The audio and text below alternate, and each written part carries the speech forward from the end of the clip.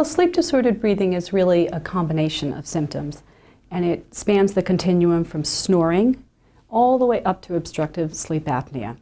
And a parent would recognize that if they observe that their child is habitually snoring, or apnea, which is really kind of small pauses in breathing during sleep. Like if you look at your child and he or she goes, during sleep, then you might want to check out that that child may potentially have an issue with apnea. Our study was published in Pediatrics. The central finding overall is that sleep-disordered breathing is associated with a 50% increase in adverse neurobehavioral outcomes. What we found was that the worst outcomes were seen in the children with the worst symptoms.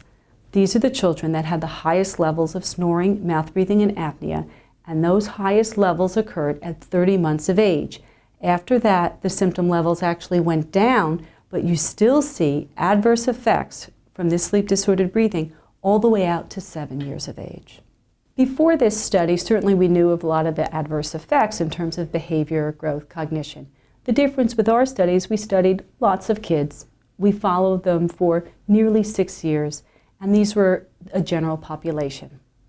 The parents responded to mailed questionnaires about, among other things, the child's snoring, mouth breathing, and apnea.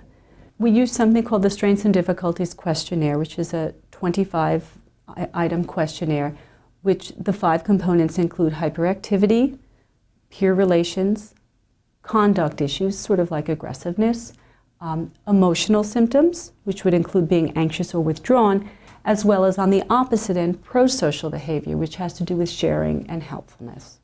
We use their responses about sleep-disordered breathing to predict those behavioral outcomes then at 4 and 7 years of age as part of a large epidemiologic analysis.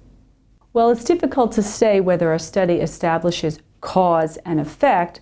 The fact that we measured the symptoms and then went on to predict the outcomes later in epidemiology certainly strengthens the case that there's a strong association.